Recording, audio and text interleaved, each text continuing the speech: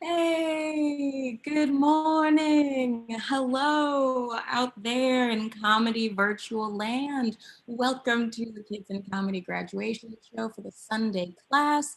Thank you all so much for being here. I can't see you, but I'm sure you look wonderful in your stylish terry cloth robes. I'm sure you all have really funny uh, greatest dad and most spunky aunt mugs that you're drinking your coffee out of. Really so stoked to have you all here. And I'm really excited to see, well, for you to see what everyone's been working on. The students this session have been making some really funny content. For weeks and weeks we've been practicing, running bits. Obviously things are a little different than what they're normally like at Gotham Comedy Club. It's definitely a more, more tech involved time on Zoom and using YouTube Live. But these guys have really rose to the occasion.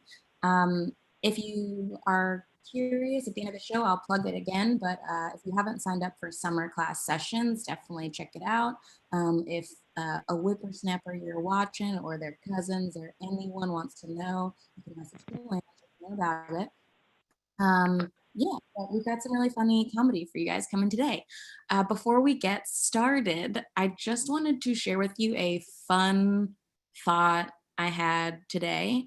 Uh, Normally, you start your days with a cup of coffee, right? You have a cup of coffee, you have some caffeine, it really gets you going in the morning. This morning, I did something a little bit different. This morning, I flossed my teeth first thing in the morning. I woke up, I grabbed a nice little minted string of like eco-friendly floss, flossed my teeth, invigorating. Absolutely the way I'm starting my day every single day from now on. Floss is so much better for you than a cup of coffee. It really wakes you up. Nothing says hello day like dental hygiene. Also, what has coffee done for your teeth that floss couldn't do better? Like, what has coffee ever made you feel less ashamed as an adult or a kid at the dentist? Nope. Has coffee ever made your dentist go, wow, you're really taking good care of yourself? No, no, no, but floss has. I bet you next time I go see the dental hygienist, she's going to say, Nadia, I'm so proud of you. I'm so proud to call you my patient. And if I drink a cup of coffee, she'd be like, what are you doing? Look at your teeth, they're so stained. Yeah, so that's just, I'm not being paid by Big Pharma or Colgate Corp, but I just want to really shout out Floss for starting my day so right today and encourage you all to do the same. Cool. Now that you know that my teeth are ready for the show, I hope you guys are gonna laugh and have a wonderful time. And because this is obviously a different medium, I can't hear your giggles at home, but you know what you can do? You can sound off in the chat with all the ha ha ha's, all the clap, clap, clap emojis, or I love that the crying, laughing one, the one that's like, that guy. Throw that guy in the chat. We love it. Shout out fun things. The kids just get to see it. It'll just live on the internet, and it's just fun. It's just fun. Have fun. Great. Thank you all so much for being here. We're gonna get the party started. Starting up the lineup, we have a super fun comedian. He's been with us for a while. You know him. You love him. Put your hands together for Sam Caroyne. Hey everyone, my name is Sam, and over the past couple of months, I've been very, very bored. Now, the main reason for this is I'm a sports guy. I love sports, and if you haven't noticed, pretty much every sport has been canceled for the past few months.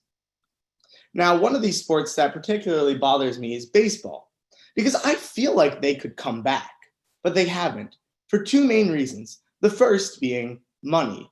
Now, these baseball players, keep in mind, are playing a game for a living, will not accept taking a pay cut from like $100 million to $50 million. Now, that might sound like a big drop, but we are in the millions here, and you're playing a game designed for fun for a living. It's like the best thing you could ever do as a job. It's like somebody's giving you like the greatest pie of all time, and they're like, you can have this pie, but I'm going to take like 2 slices for myself. And now you're like, I don't want the pie. Like, that doesn't make much sense to me. Like, would you rather get a real job? Like, I'd much rather be whacking a ball with a stick than selling some like pills at a pharmacy to some old ladies. The second reason that's baseball isn't really getting going is because obviously because of the coronavirus. But I really don't think this is as big of a problem as they make it out to be, because I think baseball is the ultimate social distancing sport. I mean, think about it. You want to stay 6 feet apart, the bases are 90 feet apart. Everyone is wearing a glove. And the main point of the game is to get around without being touched by anyone. That's what I'm doing in my daily life. Now, obviously, no sports has made it very boring for me at home, but another big reason is I'm not going to camp because of the coronavirus. But normally around this time is when I'd be doing my pre-camp shopping. You know, when you go to your local mall to grab a bunch of like new clothes that you're just going to absolutely wreck during the summer. Anyway, what I've noticed over my years of shopping for camp is that half of the t-shirts that are available are these Nike tees with generic sports phrases written across the front, like nothing but net or well played. So wouldn't you know it, when I'm at camp, I see all these little kids, like 8 to 12-year-olds, that didn't bother to spend more than 10 minutes shopping with their moms, wearing nothing but these Nike shirts. Now, my favorite part about these shirts is that 99% of the time, the phrase on the shirt does not fit the wearer at all. Like, you have 9-year-old Jimmy wearing a shirt that says break the glass. Like, do you really break the glass, Jimmy? Like, are you going up to that basketball hoop, dunking with your 4'2" frame and shattering the backboard? I don't think so. The only glass you're shattering is your first real glass at the dinner table. And then you have like 10-year-old Thomas wearing a shirt that says faster than the speed of light. Like, oh really? Oh really, Thomas? Can you tell me what Mars is like? Because I would really like to know. Now, I try to avoid these t-shirts at all costs, especially the basketball t-shirts. You know why? Because I suck at basketball. Like, I just feel uncomfortable wearing a shirt that says breaking ankles when I'm the one on the floor writhing in pain. Like, I wish they had shirts like this for just daily occupational jobs, like a chef wearing a shirt that says sizzle and grizzle, or like a doctor wearing a shirt that just says surgical, or Mike Trout at his new pharmaceutical job wearing a shirt that says selling pills since day one. But I'd feel really uncomfortable if I saw like an occupation wearing a shirt that doesn't match it at all. Like a construction worker wearing a shirt that says tear it down. Like, I'd be very uncomfortable getting in that building. I think that's how my friends feel when I wear the basketball shirts. Like, I'm very uncomfortable with this situation. Anyway, all this stuff keeping me from doing stuff and enjoying myself is giving me a lot of time to work on my comedy. So I'll be seeing you guys very soon. Thank you. Hey. Thank you, Sam. Give us another one. Oh my gosh. Giggles abound. Break the glass. Hot diggity dog. So fun.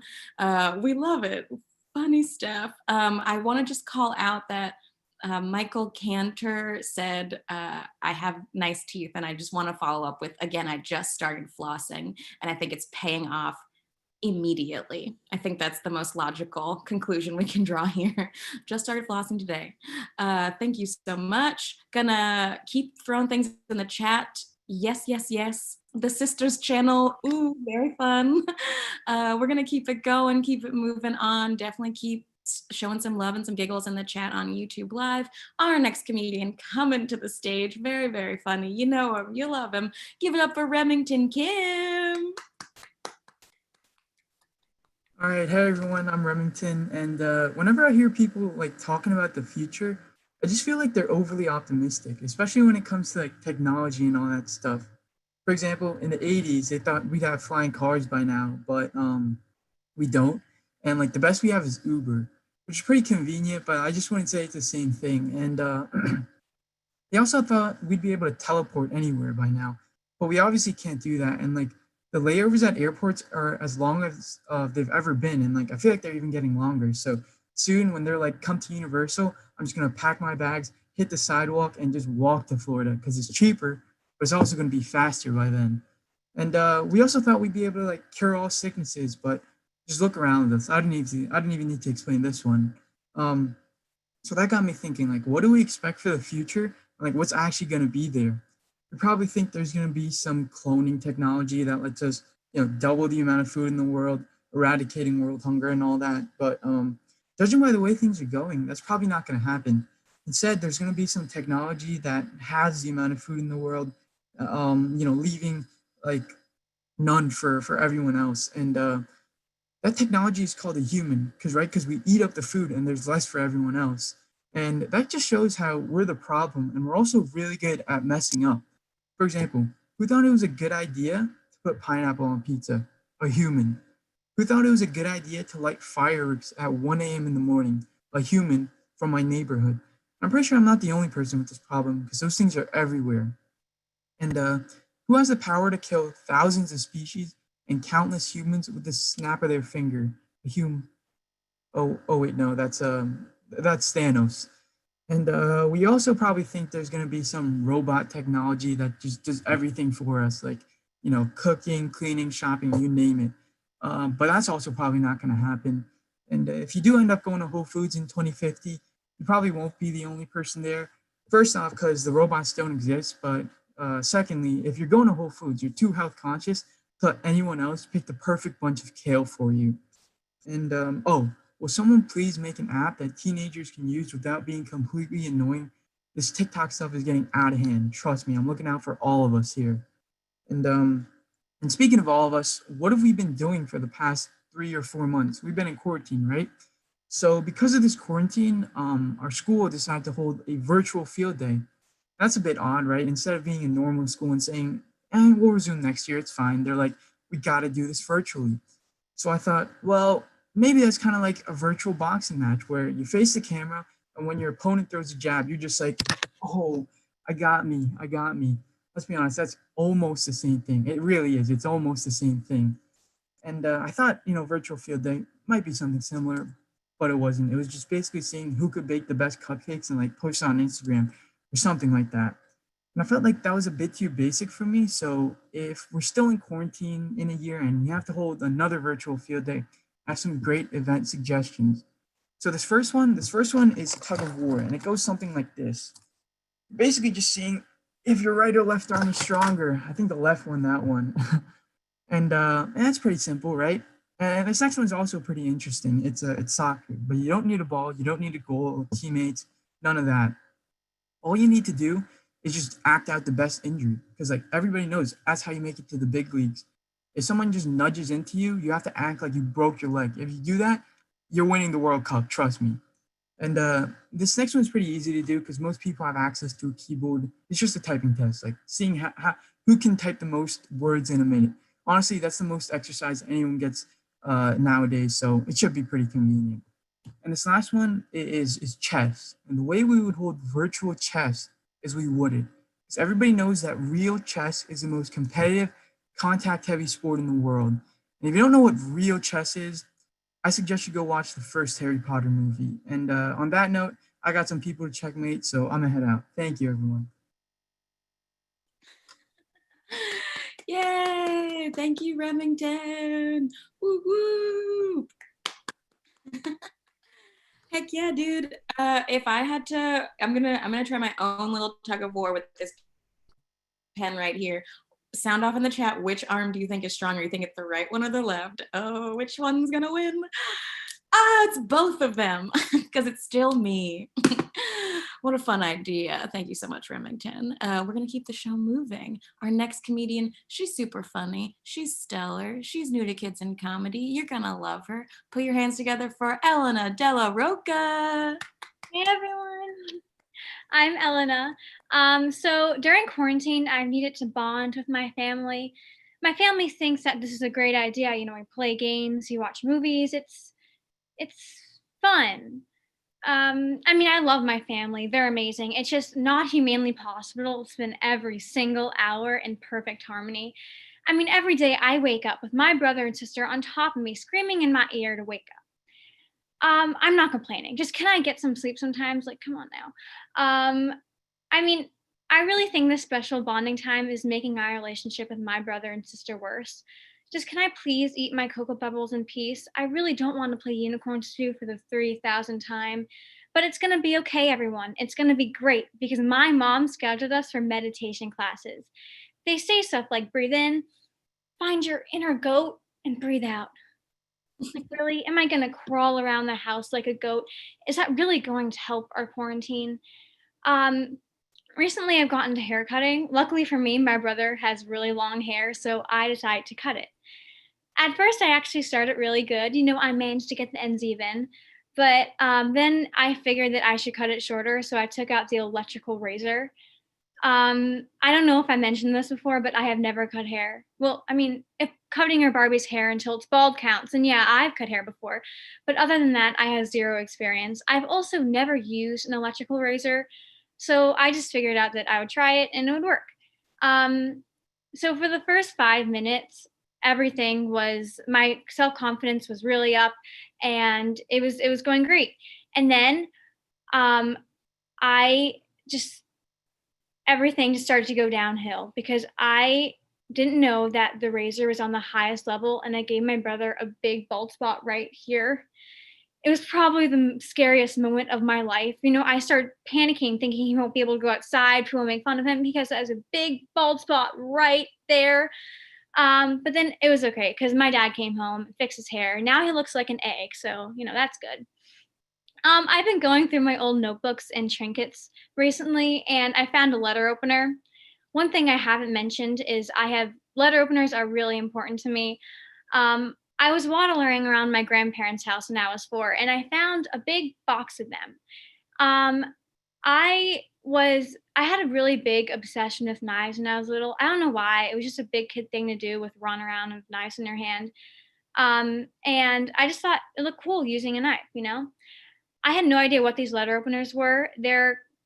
So I called them butter knives. And I managed to sneak some of the butter knives or letter openers into the car. I think I just, put it under my shirt, real smooth, right? And then my mom caught me. She gave me the stare of disappointment. We all know that stare. We're all familiar with that stare. And I ended up asking for letter openers for my birthday because she took them away from me. Unfortunately, I didn't get them, but I did get my new JoJo Siwa bow, and I'm really proud of it. Thank you very much. Woo! Oh my gosh, thank you so much. Thank you, thank you. Does anyone here have an instance where they were balded by a haircut gone wrong as a child? Because Elena's set really brought me back to a sibling cutting off a full ponytail as a child. Just had two, they cut off one, had a full front bald spot. Really triggering, but in the best kind of way. Elena, thank you for that story. Oh my gosh. We have wonderful people that work in the class. It's not just me. We also have Alejandro Collini, a wonderful assistant teacher. And then we have a duo of bomb diggity interns who help us with the day-to-day. I'm gonna bring on our first intern. Her name is Maya, the intern Arden.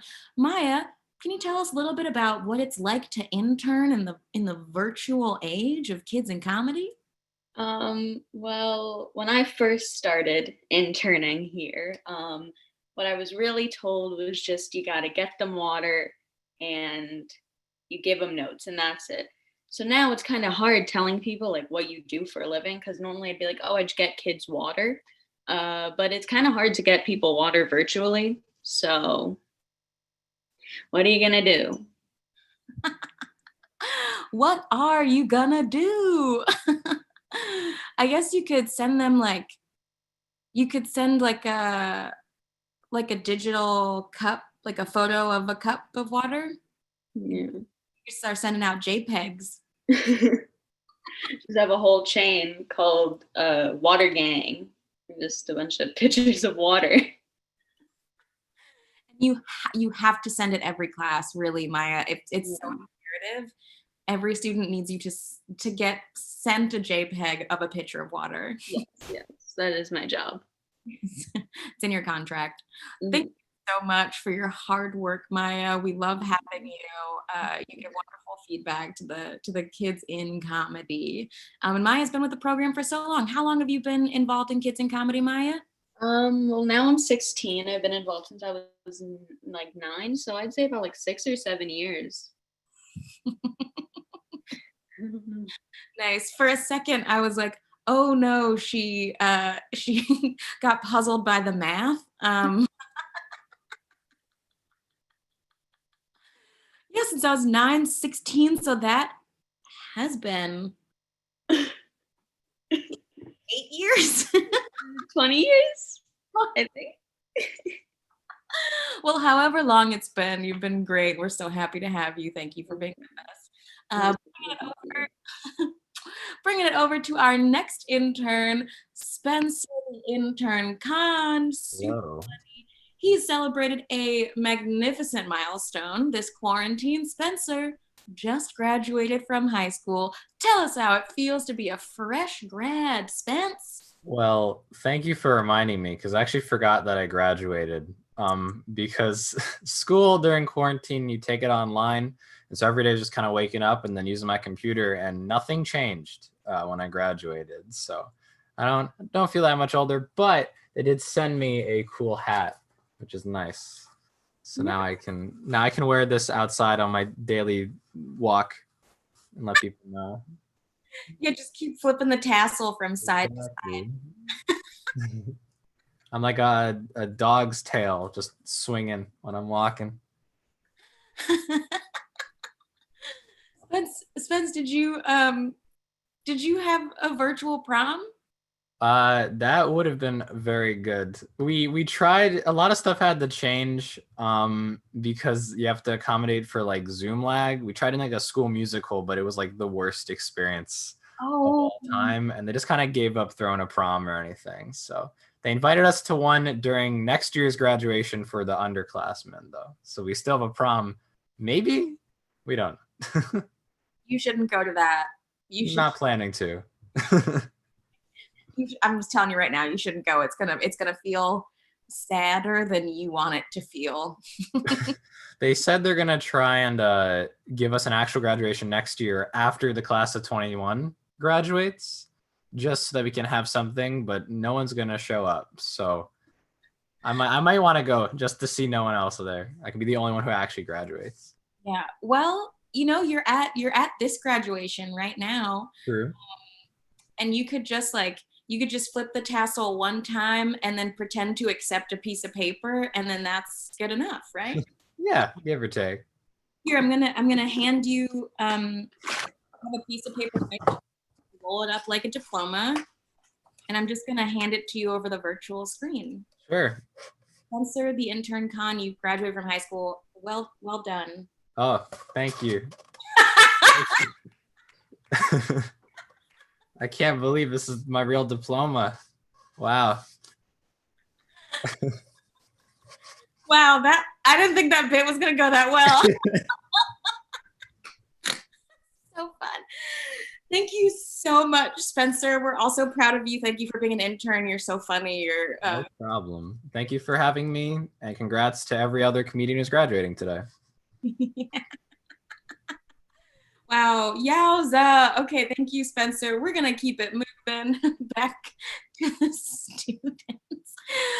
Okay, this guy, yes, we've got some congrats for you in the chat, Spence. Everyone's saying congrats. Everyone's really proud of you. You got a lot of applauses. Someone put an emoji of just a dude with hair that's not like yours. And then a graduation cap, a guy that's got like a slick down vibe. I wish they had a Jufro emoji so I could be shown. We'll start a petition. That's what we'll do. Yeah. But we're gonna keep it moving. Next, coming to the virtual stage, he's super funny. He's got lots of funny jokes for you. I know you're gonna love him. Put your hands together for Bennett Gorman.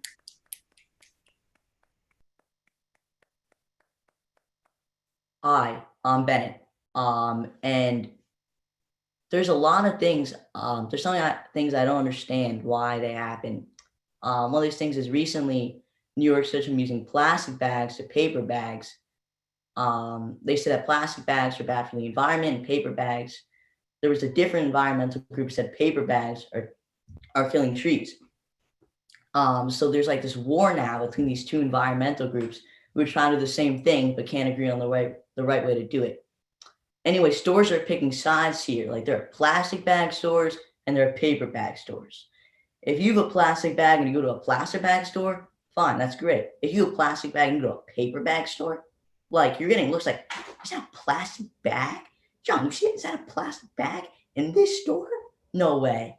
Like weird stuff's happening. Bags are disappearing from these places. No one knows where they're going. Anyway, some stores come to their senses and they're like, you know what? No bags. So people are coming out of these places with 30 items in their hands. They're juggling 7 apples. You got Captain Crunch peanut butter cereal up your back. Yo, Mom, I think I dropped the pasta. Can you get it? No, I dropped the tomatoes and we already have too much sauce. It's like this underground market for these grocery store bags. Outside every grocery store now is a guy, like you got him, and he hands you 10 grocery bags and you pay him $5. Another thing I don't understand is every year I go to sleepaway camp in Maine. And every year there are a crazy amount of British counselors there. So I ask them, you come to Maine, you deal with a bunch of kids that supposedly speak your language, yet don't understand a word you're saying. Why? What's the point? Are they all have the same answer? They say, we left the UK, or whatever they're calling it these days.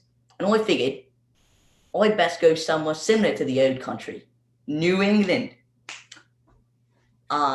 Eventually, I began to understand their sophisticated language, but so many counselors were British, I started talking like a Brit too. Before camp, if I was gonna tell my friends I'd be late to a movie or something, I'd be like, yeah, I'm gonna be a few minutes late because I gotta take out the garbage, grab a sandwich, and go to the bathroom. Now I say I'm gonna be a few minutes late because I gotta run to the lake, put on a jumper, choice on my mom's absolutely scrumptious biscuits and crumpets, put the bloody rubbish in the bin, and watch out for the Barbies because I didn't have a mask. Another major problem I think in our society right now is Starbucks. Don't get me wrong, great drinks. And if you're ever in the mood for a chocolate caramel coconut muffin, they're your guys. But they have a very bad system of getting your drinks to you. What they do is they ask for your name. It seems normal. But if you walk into a Starbucks and you might say, my name's Larry, your name goes through Starbucks like a coffee version of telephone. By the time you actually get your drink, your name's Lorenzo. And Larry's like, yeah, I'll take that. Lorenzo, fine, I'm happy to take my coffee. But one day, I walk into Starbucks and something's up. I knew it when I walked in. The guy in front of me, Jim, was ordering his usual cinnamon mango frappuccino. And when his name went through was George. Cooper became Charles. This guy in front of me, I knew, Al, ordered a bagel and schmear. And when he got it, his name was Oliver III. I started to notice a pattern here. When I went up to the front and I ordered my muffin and hot chocolate, the guy gave me what he called a biscuit and tea and mumbled something about bloody Yanks not paying him rubbish for his crumpets. At which point I looked up and saw my British counselor from camp who decided to stay in New England when camp was canceled. Thank you guys. You've been a great audience, I guess. I'm going to run to the lead. Yay. Oh my gosh. Oof, wow, that accent, it gets me every time. Truly every time. It slays me. Also, you got up from your seat. You almost left. I almost went, no, come back. Oh, we love it. So fun. Thank you so much, Bennett. That was such a treat. Moving right along. Honestly, I thought about doing a British accent for a hot sec while introducing our next comedian, but it will not be as good as Bennett, so I'll just stop myself before I even begin. Our next comedian, she's super funny. She's been with the program for a while. You'll love her. You know her. Put your hands together for Lola Grillo. Hey everyone, so I'm Lola and I am graduating the 8th grade this year.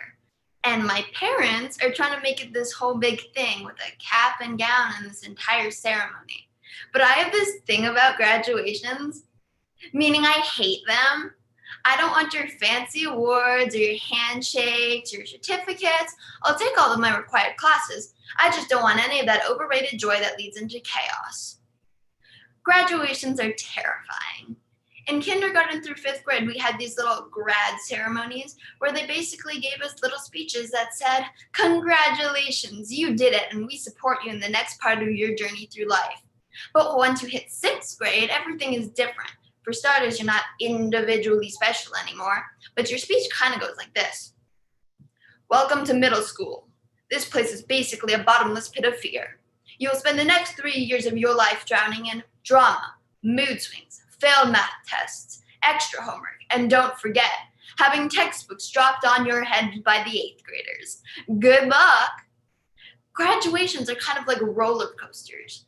You're going up and you're having a good time, you're enjoying yourself, and then you reach the peak where you are just staring down at your doom, and this is when you want to get off. You want to go home, and everything literally starts to go downhill from there. It's kind of like the vestibule of hell. We're all just getting stung by hornets, and it's just going to keep getting worse and worse. Heck, maybe my speech for this year might be, so you survived middle school.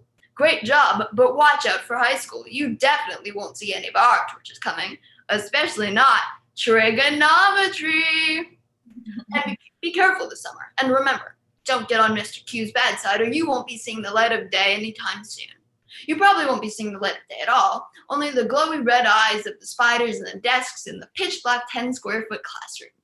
Oh, did I forget to mention, high school is a dungeon, literally a dungeon. Have fun. School is just an entire life waiting for graduation. Like, is the point of my life to go graduation after graduation in some sort of circle? So I was thinking about my future lately, and I came across some commencement speeches online of former graduates talking to other graduates about life. And I got really freaked out because they were all inspiring and stuff. And what if I eventually have to give one? Let's say after my graduation this year. What the heck am I even going to say? In case of an event like this came up, I wrote a little example of a speech from my favorite fast food restaurant, McDonald's. Welcome to your graduation, McGrath.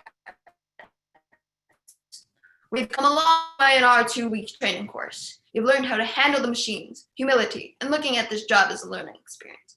I have no idea what's going to happen to all of you here after today, and I honestly don't know what to say today. To be honest, I'm 14 and haven't even graduated middle school yet.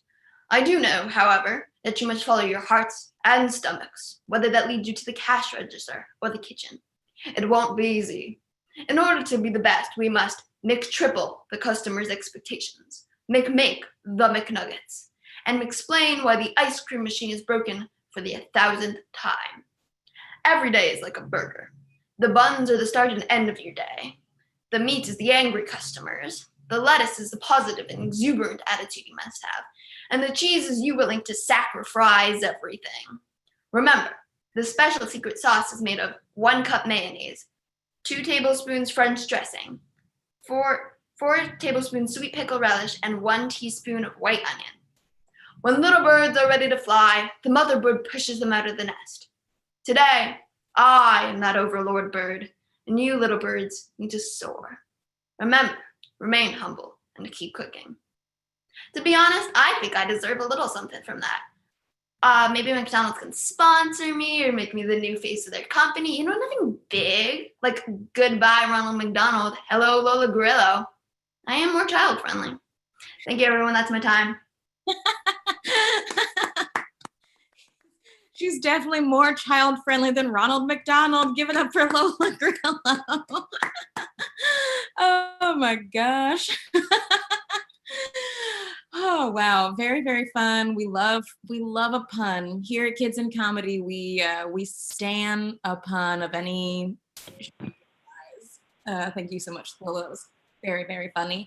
I just want to call out in the chat, I would say one of our most active commentators goes by the username Sandman, and I couldn't figure out who it was for a while. I was like, who could this mystery person with such enthusiasm, such a joie de vivre for commenting. And then they said Daisy is laughing. And I know from past years that Daisy is the name of Lola's dog. So Lola, someone in your home or maybe your dog, talking in third person, is having a heckling good time at this Zoom YouTube live show. Thank you so much, Sandman. We love your comments. Keep them coming. It makes me laugh. It makes everyone else feel appreciated. It's also just fun. Nice, solid. Sandman, keep it up. Gonna keep it moving. We've got 2 more comedians left. Next, our penultimate performer. He's super duper funny. We love him at Kids in Comedy. Put your hands together for Jay Jump. Hello, everybody. So the other day, I was trying to sleep, as people do usually at night, and I just couldn't sleep that night. One of those nights you just couldn't sleep. I just couldn't sleep. It was a struggle, and then it just made me think back to my childhood and where I was a child and I literally couldn't sleep every other night, and I'd get up, go to my mom and be like, Mom, I can't sleep. And like the first 50 times, she was like, oh, Jay, it's okay, go back to sleep, and you say all these things. Keep in mind, the 50 times were all in one day, not spread out like through multiple days. And then eventually, throughout the years, she just got sick of it, and then she told me, you know what, Jay, just think of God, it'll help you sleep. And so I'm Hindu, so my God is very different from everybody else's vision of God. Like, I don't think about, like, just this glowing figure walking towards me, just dogs flying in the background, some angelic voices singing, and then he touches my forehead, and I knock out, even though that would be my mother's dream. I think of a 7-foot blue dude with, like, 6 arms. He has, like, a conch in one hand. He has, like, a bunch of, like, necklaces and battle scars. He has, like, really cool man bun. He's a trident, and he had this tiger loincloth. He's shredded. He could like destroy the universe if he wanted to. And he's like really scary. And then keep in mind, I'm Hindu, and Hindu religion, we have like hundreds of millions of gods. Just imagine that one dude multiplied by 300 million. Hint, it's still 300. 1 times 300 million is 300 million. So then we have all these gods, and it's super scary, right? And then they open their mouth, and they have an Indian accent. And then it's all okay. Like, I'm not scared anymore. Because Indian accents aren't scary, like the least threatening accent in the entire world. Every accent has their the pros and cons, you know what I mean? Like they have the things they're good for and things they're bad for, right? And Indians, example of an Indian accent, what it's bad for is picking up women. You don't see Indian guys going hey, maybe, what's your number? Can I get your number? At the club, it doesn't work. He's not gonna get the number.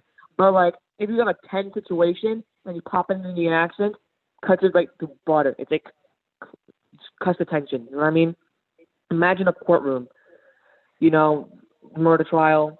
The lawyer goes, Your Honor, my client elected to be not guilty. It's just the tension's gone, everybody's laughing, having a good time, even though they committed double homicide, it's all chill. It's a vibe.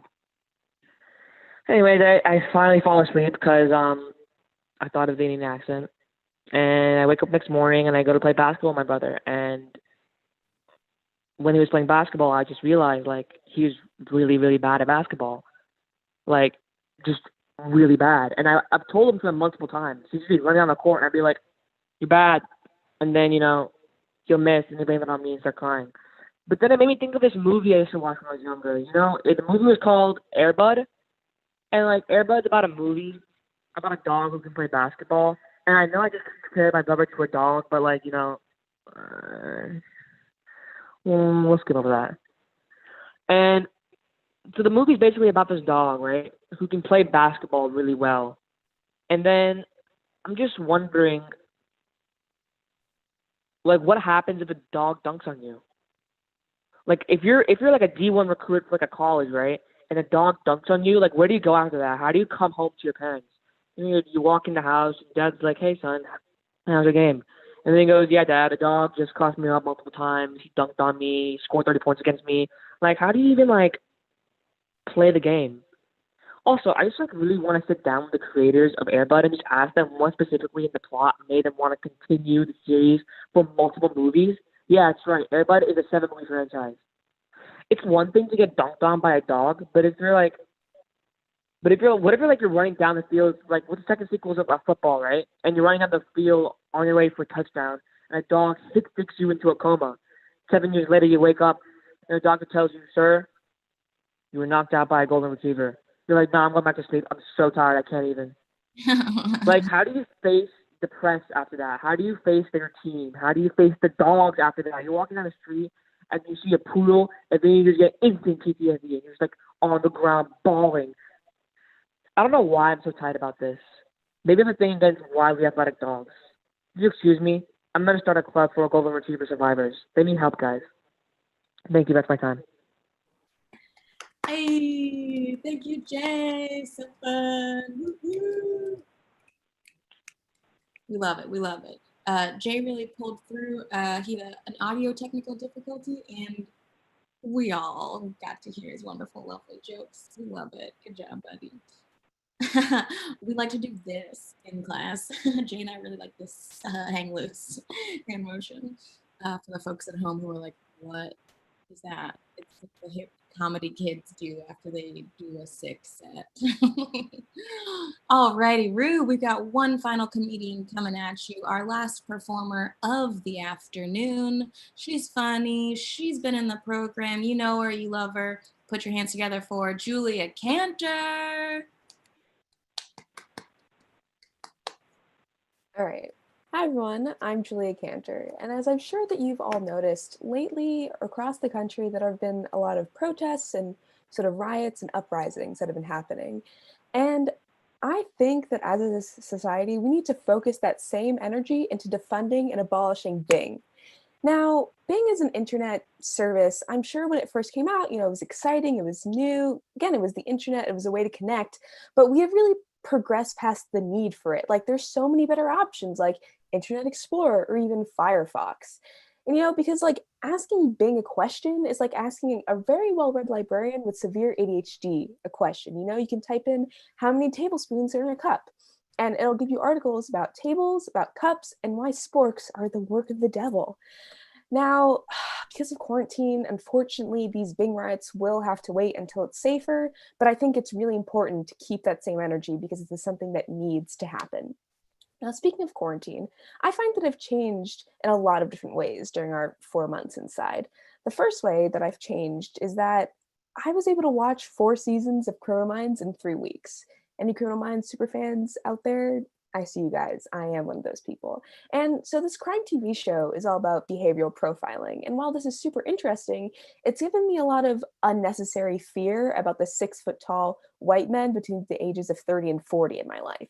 Because, I know it takes one absentee mother or really bad experience at a circus for these men to become serial killers.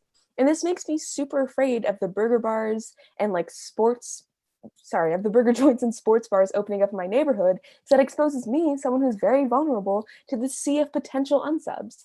Those that aren't super fans, unsubs are bad guys. And another way that I've sort of changed during quarantine is that my standard for food has just diminished. It's not even there anymore. I'm French. I'm a bit of a snob because my food is better than everyone else's. So, I know a thing or two about fine cuisine. Before, I would have bit your head off if you dared to compare a brie and a camembert, or if you said, beurre blanc is the same thing as butter sauce, or God forbid you compare like a Chef Boyardee beef stew to boeuf bourguignon. They're not the same thing. That's ridiculous to even equate it. But I'll live with you guys. The other day, I found myself eating Kraft mac and cheese. I didn't even put like Gruyere on it or anything. I just took the neon orange powder, sprinkled it in the box, and ate the noodles raw. Honestly, a terrible cry for help. But one more way that I've changed a bit more positively, at least in my terms, is that there's been a sort of role reversal between teenager and parents between my dad and I. Now, I'm Gen Z. My parents would love to say that I'm obsessed with my phone. I beg to differ, but whatever. So, I'll be up all hours of the night in my bed, scrolling through Instagram, Snapchatting, social mediaing, underneath the covers, thinking I'm so slick because my phone's hidden, when in reality the light is showing through the covers anyways. But whatever. So my dad will barge in at 2 o'clock in the morning and start haranguing me for being on my phone so late. And he'll say, Julia Elise Cantor, put that phone down right now before I take it away indefinitely. So I'm exasperated, so I eye roll, I put it down with a huff, and I have to go to sleep. But with my father's recent purchase of the video game Assassin's Creed, he's the one, up until all hours of the night, hunched over on our living room couch playing this game on the Nintendo Switch.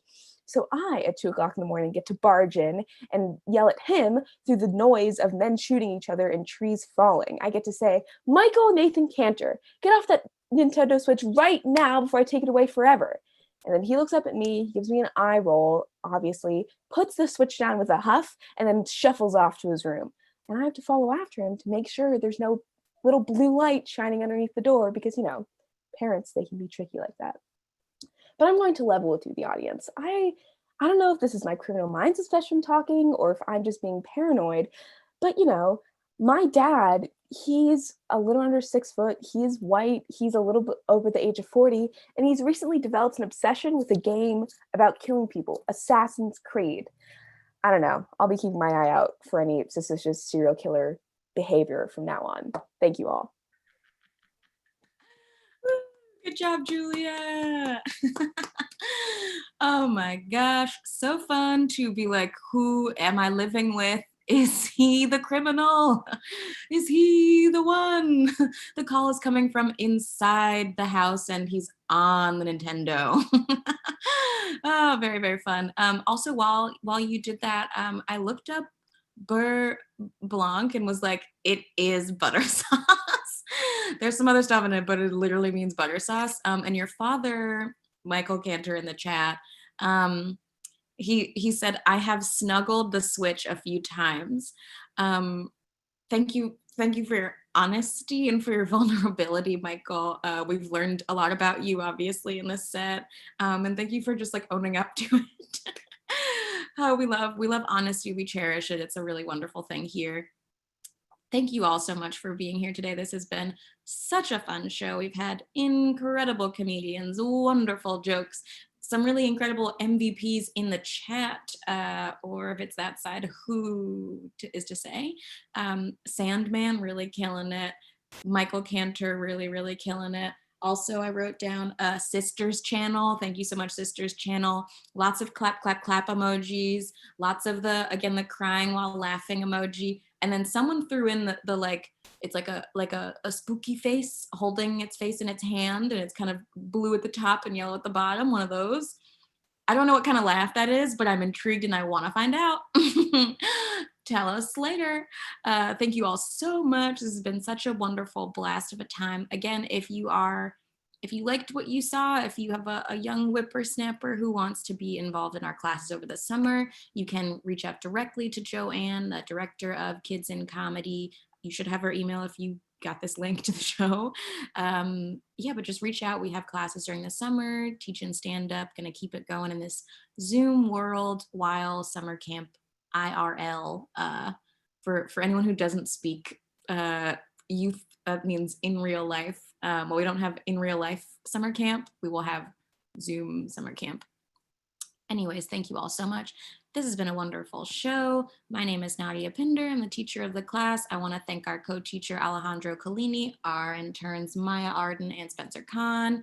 I also want to thank all of the students. Everyone was so funny. Thank you, Joanne, for putting this together. And we've got a wonderful guy doing tech for us named Matt. Big ups to Matt. Throw him a thanks, dude. Throw him a hang 10 in the YouTube live chat. Without him, this show literally would not happen. We would not know how to stream. I don't know how to do it. But someone there, he went to school for that. He went to school for exactly this moment, live comedy on Zoom and YouTube. That's what his degree is in. Thank you so much. We'll see you next time, guys. Have a wonderful rest of your day. Bye.